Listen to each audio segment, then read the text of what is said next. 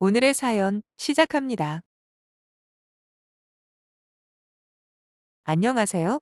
저는 재작년에 결혼하고 현재까지는 아무런 트러블 없이 남편과 달콤한 신혼생활을 즐기고 있는 30대 초반 여성입니다. 다시 한번 말씀드리지만 남편과 저 사이는 너무 좋아요. 같은 회사에서 만나 딱 2년 연애하고 결혼했는데 그때나 지금이나 남편은 한결같이 제 이야기를 귀 기울여 들어주는 사람입니다. 그리고 자기랑 의견이 다를 때는 언제나 중립적인 위치에서 제 입장을 최대한 이해하려 노력하고요. 그러다 보니 하루하루 남편이랑 지내는 요즘이 행복하네요. 아직 저희에게 아이는 없어요. 뭐 일부러 아이를 거부하는 건 절대 아닙니다만 그냥 자연의 순리대로 따를 생각입니다. 둘만의 신혼생활이 너무 즐겁기 때문이기도 하고 특히나 지금처럼 아이가 없을 때 돈도 가능한 많이 모아두려고요. 이렇게 아무 문제 없이 행복한 결혼 생활인데 왜 여기에 사연을 쓸고 왔냐 궁금하실 텐데요. 사실은 모든 게 완벽하지는 않더라고요. 모든 문제의 근원은 바로 해도 해도 너무한 저희 시어머니십니다. 참고로 남편이 서울에 있는 대학을 졸업하고 취업도 서울에서 했거든요. 물론 저를 만나 현재 살고 있는 지역도 서울이긴 하지만 남편은 시골 출신이에요. 그렇다고 시골 출신인 남편에게 어떠한 편견도 가지고 있지 않았어요. 당연히 시부모님에게도 마찬가지고요. 말은 시골이라고 해도 여러분들이 상상하시는 그런 산골오지는 아닙니다. 경기도 최외곽 지역에서 소소하게 농사를 지으며 살고 계시죠. 거기다 차로 조금만 나가면 있을 건 다 있는 시내도 나오고 시댁 근처에 고속도로나 전철도 지나가기 때문에 사실 시골이라는 말이 어울리는 곳은 절대 아닙니다. 다만 시부모님께서 오히려 저를 서울에서 나고 자란 깍쟁이 취급을 하시며 처음부터 저에 대한 첫인상이 안 좋으셨어요. 그리고 남편과 같이 산지 2년이 다 되어 가는데도 아직까지 저만 보면 서울에서 자라서 그런가 정이 없다느니 아무것도 모르는 서울 촌것이라는 말씀을 하십니다. 시아버지도 딱히 저한테 잘해주시는 건 아니지만 그래도 적당히 선을 지키신다고는 생각해요. 하지만 시어머니 같은 경우에는 항상 저만 보면 못 잡아 먹어서 안달이었고 주로 사용하는 방법이 바로 다른 집 며느리랑 저를 비교해가며 저의 부족한 부분을 지적하는 거였어요. 저희 집에서 시댁에 한 번씩 내려가려면 주말에 길 막히는 것까지 고려해서 왕복 3시간은 걸리거든요. 시간이 오래 걸리는 것도 걸리는 거지만 사실 내려갈 때마다 어머님이 하시는 듣기 싫은 잔소리 때문에 더 가기 싫어지더라고요. 초반에는 그래도 2주에 한 번씩 주말에 찾아뵙고 같이 식사도 하면서 시간을 보냈었지만 이건 뭐 듣기 좋은 소리를 해주는 것도 아니고 무슨 꼬투리 잡히기만을 기다리는데 자꾸만 거리를 두게 되는 겁니다. 물론 중간에서 남편이 제 입장에서 편들어준 적도 꽤 많아요. 그 와중에 부모한테 버릇없이 구는 것도 아닙니다. 딱딱 예의 갖춰가면서 며느리인 제 편에서 설명을 해줘도 시어머니한테는 안 통하더군요. 사람이라는 게 잘한다 잘한다 해야 신도 나고 그리고 상대방한테 하나라도 더 해주고 싶은 마음이 생기는 건 당연하잖아요. 반대로 뭐만 하면 이게 마음에 안 든다 저게 마음에 안 든다 그러시면 저도 사람인데 아무리 사랑하는 남편의 부모라고 해도 저도 모르게 마음에 벽을 쌓게 되더라고요. 결국 남편이 먼저 시댁에 내려가는 횟수를 줄이기 시작했고 어쩌다 보니 저희 쪽에서 이래저래 피해 다니는 모양새가 되어버렸지요.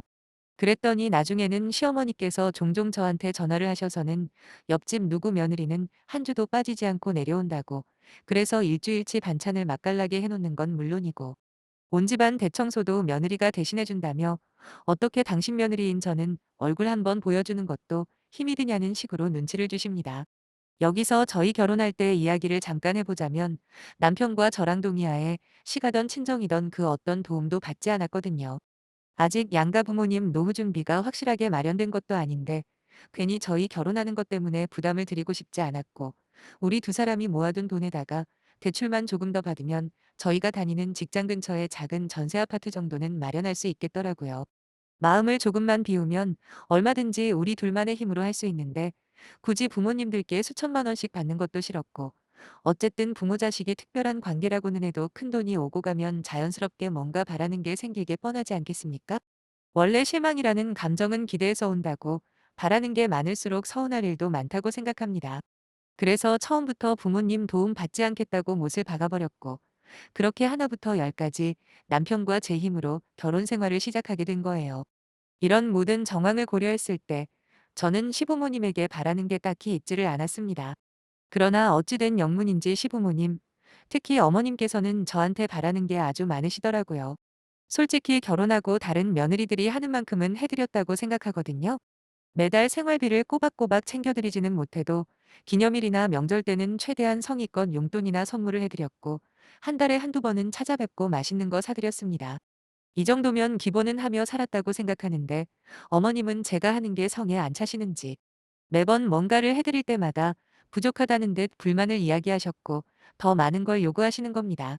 심지어 제가 얼굴 한번 직접 보지 못한 본인 친구분 며느리를 들먹이면서 이번에 무슨 냉장고를 사줬다느니 TV를 사줬다느니 하시지를 않나.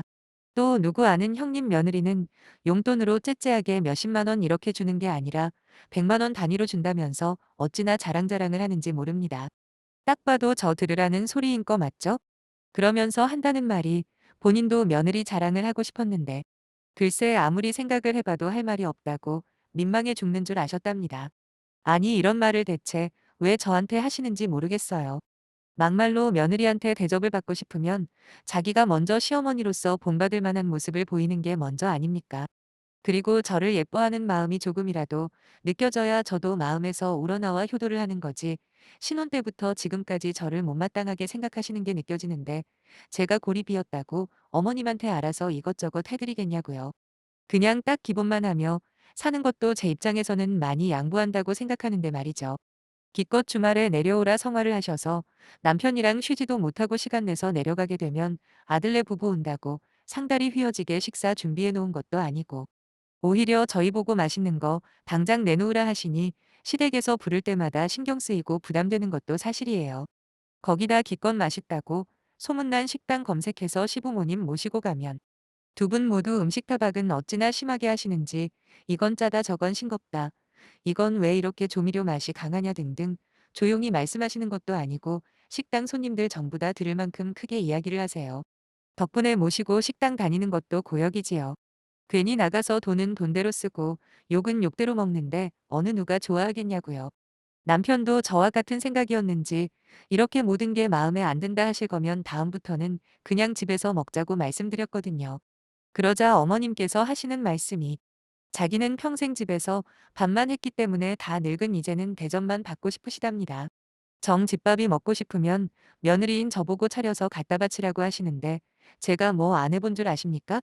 안 그래도 신혼 초에 몇 번 저희 집에 초대해서 식사 대접을 한 적도 있어요. 하지만 맛있기로 다들 인정하는 맛집 음식도 그렇게 타박하는 시어머니께서 그리 잘하지도 않는 제 음식은 오죽하겠냐고요.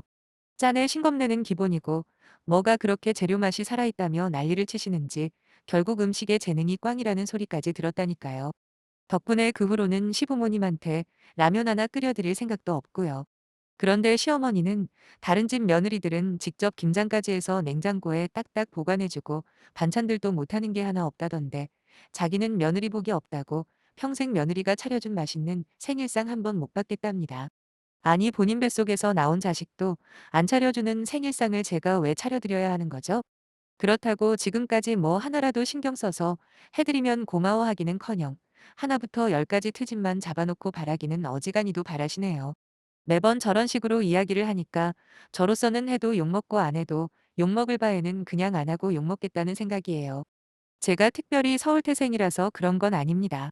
당연히 알아줘야 하는 부분까지 후려치고 깎아내리는데 어떻게 보면 거리가 멀어지는 게 정상이잖아요. 한 번은 명절날에 남편이 그날따라 작심을 한 듯 어머님 아버님에게 좀 세게 한마디 한 적이 있거든요. 차례를 끝내놓고 다 같이 술을 한 잔씩 하고 있었는데 갑자기 남편이 시부모님 두 분에게 그러는 겁니다.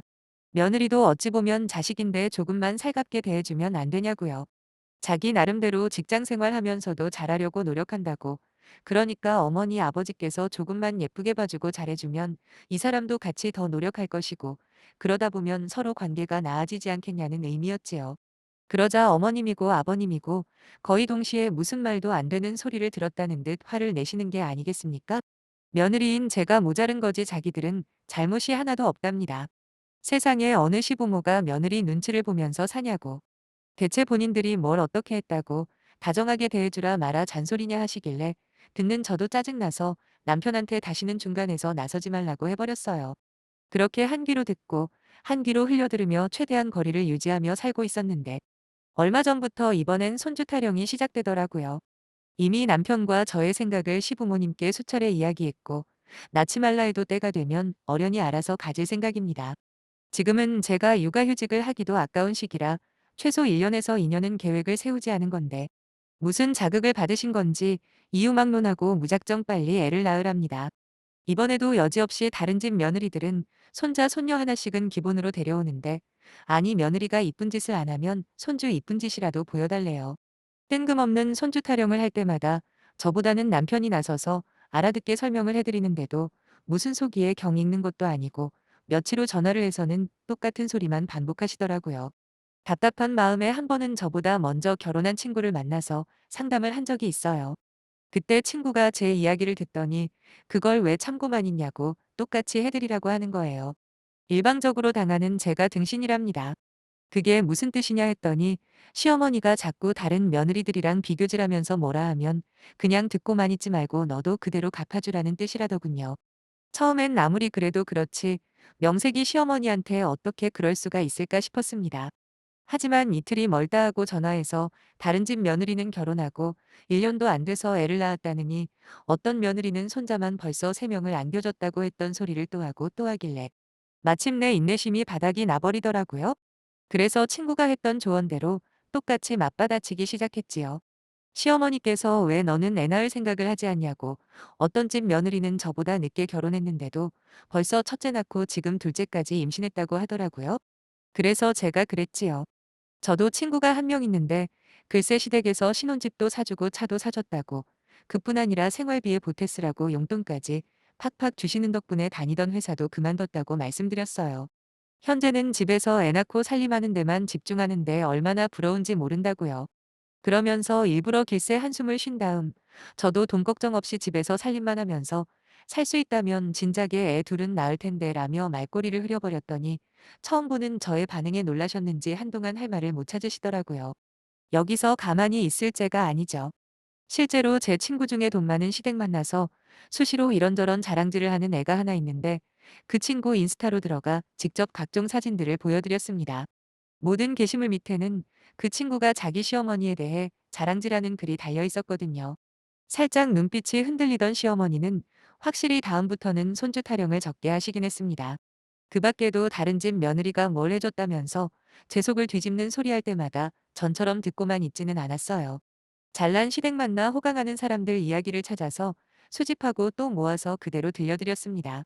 제 친구 중에 누구는 시댁에서 건물을 해주셨다는데 매달 월세가 500만 원씩 꼬박꼬박 들어와서 당장 회사 때려치웠더니 직장 생활하면서 달고 살았던 위장병이 거짓말처럼 나아버렸다는 이야기나, 회사에 아는 동생이 이번에 면허를 땄는데 그걸 알고 시부모님이 축하한다면서 7천만 원이 넘는 외제차를 사주셨다고 자랑한다는 이야기 등등, 어머님이 저와 다른 며느리들을 비교하는 수준과는 게임이 안 될 만큼 엄청나게 시부모 덕을 보는 며느리들에 대해서 설명을 해드렸죠. 당연히 항상 승자는 제가 될 수밖에 없는 거 아니겠습니까? 마지막으로 기억나는 건 이렇게 깨지고 저렇게 깨지던 어머님께서 한 번은 용돈 문제로 뭐라 뭐라 하시길래 제가 곧바로 그랬습니다.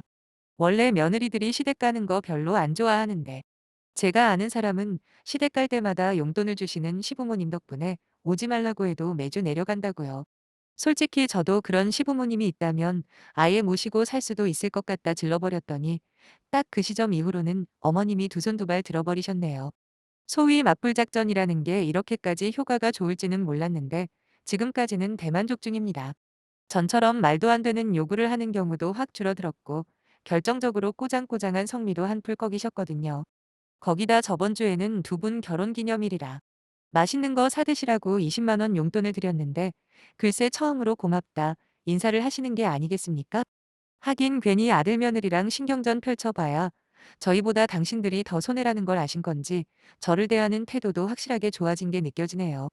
더도 말고 덜도 말고 뭐 이대로만 지내면 더 바랄 게 없는 요즘입니다. 그냥 흘려듣고 참고 사는 것만이 능사가 아니라는 점, 이번 일을 계기로 똑똑히 배웠네요. 그럼 앞으로도 똑부러지게 잘 대처하며 잘 살게요. 감사합니다.